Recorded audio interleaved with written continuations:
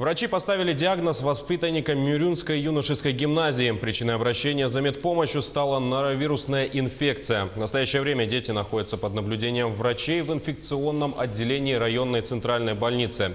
Состояние оценивается как легкая степень тяжести. Ранее мы сообщали, что в Усть-Алданскую ЦРБ обратились 11 учеников с одинаковыми жалобами. Такие как понос, рвота, высокая температура, боли в животе, общая слабость. 9 из них были госпитализированы, двое отпущены под домашнее наблюдение.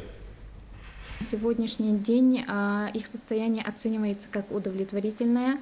По результатам анализов выяснилось, что это норовирусная инфекция.